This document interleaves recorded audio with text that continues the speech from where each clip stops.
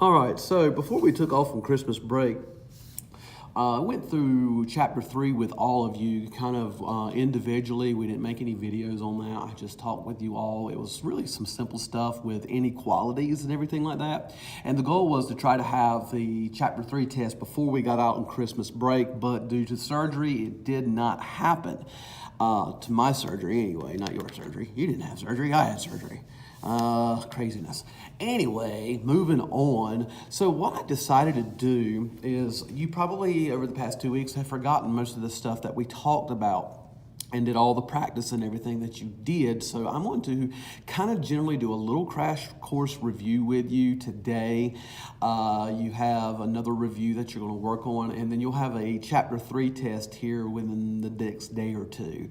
And it's really, I'm not really all that concerned about it because it's, again, fairly easy, and it should be mostly review because we covered most of this material actually we covered all of this material just before Christmas and my surgery, as I said. All right, enough of me rambling. Let's just go ahead and get to the point. So this is the chapter test. It is the review for chapter 3. So let's just go through some of these questions. I am not going to do all of the problems on this because I don't want to, and I don't want to make this video too long, but I am going to try to hit as many as I possibly feel like we can.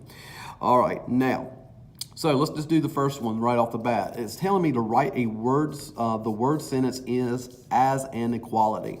All right, so number one, it says a number j plus 20.5 is greater than or equal to 50. Well, this one's pretty easy. It says a number j, so a number j plus 20.5 is greater than or equal to, well, we use our greater than equal to sign, 50. And that's it. I'm done. Number two, a number r multiplied by 1/7 is less than negative 14. All right, so I have a number r, and it's being multiplied by 1/7. So notice what I did here. I did 1/7 times r, and I know that this is less than negative 14. All right, through. It says, tell whether the giving value is a solution of the inequality. All right, so I have an inequality. V minus 2 is less than 7, and it gives me a variable that the variable of V is equal to 9. So my job is to find out if this answer, V equals 9, is a solution. So it's just a matter of plugging it in. V minus 2 is less than 7. Well, we know that V is 9, so I'm going to plug in 9 in the place of V. So 9 minus 2 is less than or equal to 7. 9 minus 2 is 7 is less than or equal to 7. Is this a true statement? Yes, it is. So this is a solution. So yes. So the answer to this one would be yes. Number 4, same concept. I have 3/10 p is less than 0, and my p is 10. So let's plug things in. 3/10 times p is less than 0. Plug in p. 3/10 times 3/10 times 10 gives me 3 is less than 0. Is this a true statement? No, it is not. 5. Negative 3n is greater than negative 6, and the solution that they're giving me is n is equal to negative 3. Does this work? Is this true? So let's find out. Negative 3n is greater than or equal to 6. Let's plug in negative 3. Negative 3 times negative 3 is greater than or equal to 6. Well, negative 3 times negative 3 is a positive 9, and that is indeed greater than or equal to 6, so the answer to this one would be yes. All right, moving on. It says, solve the inequality, graph the solution. All right, my stuff back up here, and we'll do number 6. And again, I'm moving pretty fast through this, but you can pause and rewind. I have n minus 3 is greater than negative 3. My job is to solve the inequality. And just like we solve regular equations, we use SADMEP. In this case, I need to add 3 to both sides. And when I do, I get that n is greater than 0. And then I can graph that on a number line. put 0 in the middle because I'm lazy and I don't want to have to do all the other work. And I know that n is greater, so because it's just greater and not equals to is an open circle, and my arrow is going to go to the right because n is greater than 0. All the numbers to the right of 0 are my answer. All right. Yeah, might as well go ahead and do 7. I'm getting ready to skip some here and get some more difficult ones here in a minute. So 7, we have x minus 7/8 is greater than or equal to 9/8. All right. Well, again, we solve this like normal, SADMEP. And when I add 7/8 to both sides, I am going to get that x is less than or equal to 16/8. But what's 16/8? X is less than or equal to 2. 16/8 is 2. Do the same thing when we graph it. I'm going to put 2 right in the middle. And it says this time that it's equal to, so I can actually put a closed circle here. And since x is less than or equal to the number 2, I am going to draw an arrow to the left. So all numbers smaller than 2 are my answer. All right, let's go to something a little bit more difficult. Let's go ahead and hit, well, not too terribly difficult. And just to do a quick review, let's go on and do 8, because I feel like this one needs to be reviewed before I get into the more difficult problems. All right, so I have -6b is greater than or equal to a -30. All right, SADMEP again, since there's no subtraction addition here, I have a multiplication, so I got to get rid of it by dividing. So I divide by -6 on both sides. So b is we'll figure out this piece in just a second, and -30 divided by -6 is a 5. Now, why did I stop? Well, remember what I sung to you: when you multiply or divide by a negative, pop goes the symbol. So when I divided by a negative number here, that symbol changes to the different direction. Now that I've got that, it's just a matter of plotting it. And since it is equal to, we put a closed circle, and since b is less than that, my arrow will be going to the left. All right. Let's go ahead and start doing the more difficult ones. Let's go on and hit, let's go into 11. 11, we have -5 t plus 11 is less than -60. So your first job is, like always, when you have an expression or an equation, you take the side of the expression and you try to simplify it. We can simplify this side by using the distributive property. -5 times t is -5t. -5 times 11 is a -55 is less than -60.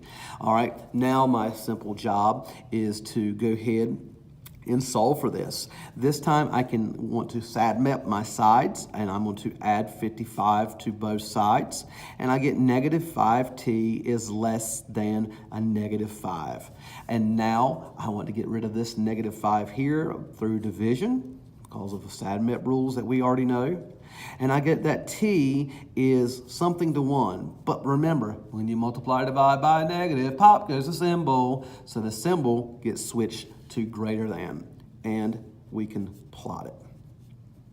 And since t is not an equal to, I'm going to have an open circle, and it's going to be going to my right. Let's go to 12.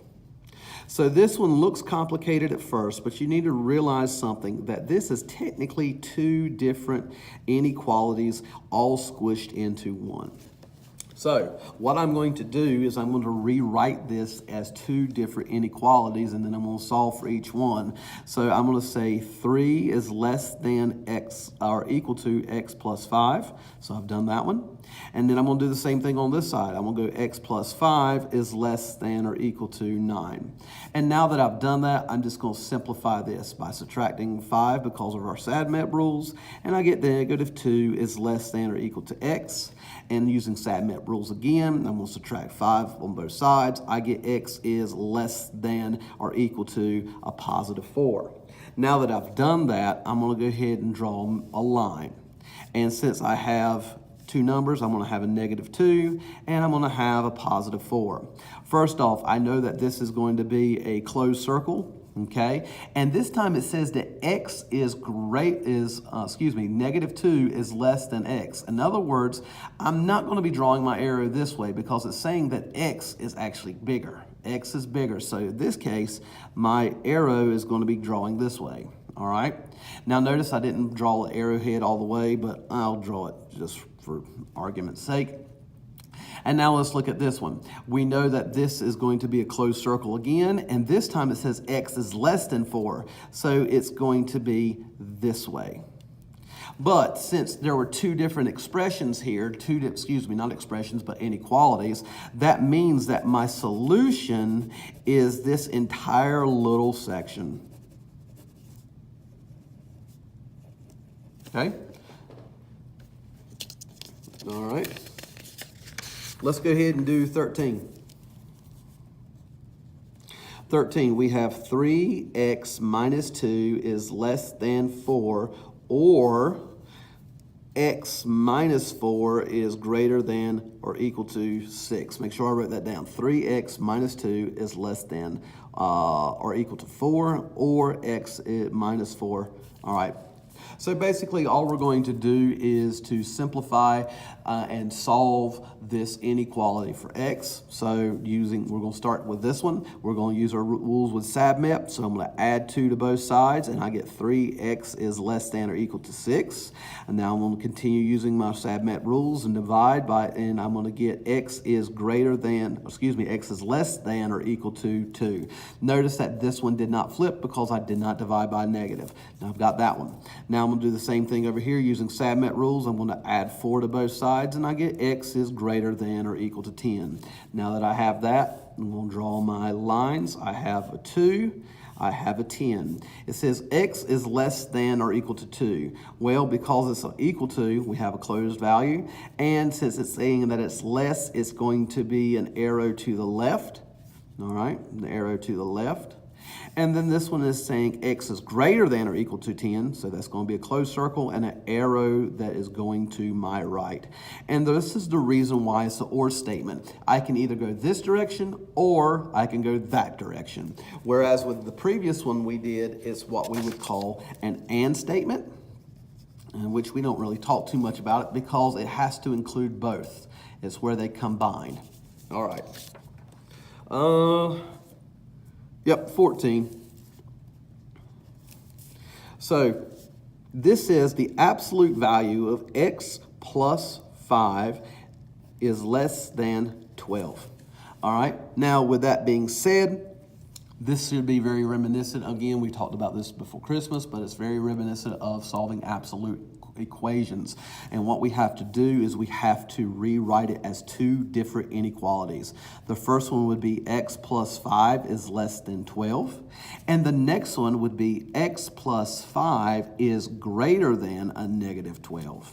All right, so this is just one of those rules that when we have an absolute value, we have to break it up into 2 different inequalities, and do not forget to change your symbol, and do not forget to change it to the additive inverse. Now that we've done that, it's just a matter of SAD-mapping each one. So rules of SAD-map: by subtracting 5 on both sides, x is less than 7, and I'm going to subtract 5 on both sides for this one, so x is greater than negative 17. All right. Now that we have that, it's just a matter of graphing again. So I have 2 numbers. My smallest one's a negative 17. My biggest one is a positive 7. So x is less than 7. And since it's a less than, it will be an open circle, and the arrow is going to go this direction to my left. And this one says x is greater than negative 17, so it's going to be an open circle again, and since it's greater, it's going to be going to the right. Now that you can see that they're going to cross each other's path, and this makes it an and statement, and so we kind of just fill in this whole thing. Notice what I did not do. I did not color in the circles. Unlike with this one, I did do that, because both of these were the equal to. This one is not an equals to, and this is not an equal to. Therefore, these circles must remain open, but everything else gets filled in. All right. Now, excuse me. Let's go on to 15, all right? And again, since this is review, I'm not going to do this perfectly. I'm going to break kind of a rule that I usually have. I want you to graph things as perfect as you possibly can. Again, this is a review, and for the sake of time, I'm trying to keep this as sweet as possible. Let's go to, let's just go ahead and do 15, all right? And it's telling me in 15, it says graph the inequality in a coordinate plane. All right, so basically this is a plane with X and Y value. And so I have X is X is greater than a -6. So if I were to have a coordinate plane, this is my X and here is my Y. All right, and I'm going to graph it like I normally would a regular linear equation. A regular linear equation with X is equal to -6 would be a straight line on -6. All right, but in this case, and I'm going to try to make the best straight edge as I possibly can, I'm actually going to have a dotted line. The reason why I have a dotted line is because this does not say equals to. So I've graphed a vertical line that is on -6, and it is a dotted line. Now, am I through? No, I am not. I have to remember where to shade it. So I'm either going to shade the left side of my graph or the right side of my graph. And the way I have to do that is pick a point. And I always try to pick my origin point as a value. And the reason why is it's just simpler. All right, it's just simpler to use that. And I know that my origin point, my X value is 0. So if I put that X value, 0, in the place of this, I would get that 0 is greater than or -6. Is this true? Well, no, it's not. That means that I'm not going to color this side of my graph. I'm going to color this side of my graph. Okay? So this entire side here gets colored. Everything from this line, that direction to infinity, is colored in. All right, 16. It's going to give me a different one this time. I have y is less than 2. Same concept, but remember, we're going to graph it like we normally would a very simple line. It's just a line. And since it's a y, just y and nothing else, we're actually going to have a horizontal line. And we're going to have a horizontal line at 2. All right, and notice that this is doesn't have an equal, so we're going to have a horizontal line dashed. All right, and now my job again is to figure out, am I going to shade in the top or shade in the bottom? And again, like we've done before, use 0, 0 in the place. And we're going to put 0, 0, and the y value is 0, so we put that there. 0 is less than 2.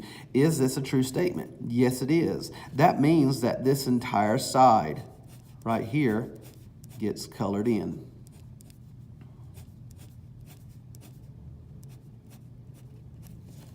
So we've colored in that side. All right, let's get something a little bit more complicated now. Let's go into 18. So I have 3x plus y is greater than or equal to 7. Well, the best thing for us to do is just to go ahead and set this as a slope-intercept form. And the way we would do that is we're going to solve for y, and we subtract 3x from both sides. And now we have the equation, y is greater than or equal to 7 minus 3x. And here's the thing, we can rewrite this one more time to say y is greater than negative or equal to negative 3x plus 7. Now that we have that, we just basically treat this like a very simple linear equation, and we go with it. And again, I am not being perfect in this, but if you look at it, what is my y-intercept? It's at 7. So here's my y-intercept. And then what's my slope? Negative 3. So I would go down 1, 2, 3, and over 1. So we're going to pretend that this is it. Okay, we're going to pretend this is exact. Now, what do we do? Well, first off, what we have to do is we need to decide whether we have a straight solid line or a dotted line. Because this is equal, we're going to actually have a solid line. And then we'll draw that a little bit farther out. There we go, we'll have a solid line. Now that we have that, we need to decide whether we're going to color the top or the bottom. And we use that origin point again, 0, 0.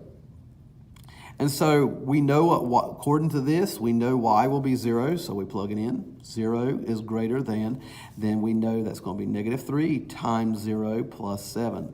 0 is greater than 0 plus 7. 0 is greater than or equal to 7. Is this true? Absolutely not. So that means that this side here gets colored. And we're done. All right.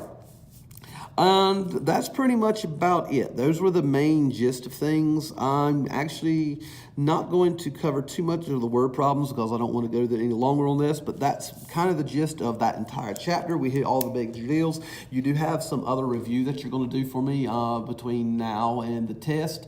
And so if you get stuck on anything, give me a holler and I'll help you. All right, see you in the next video. Bye-bye.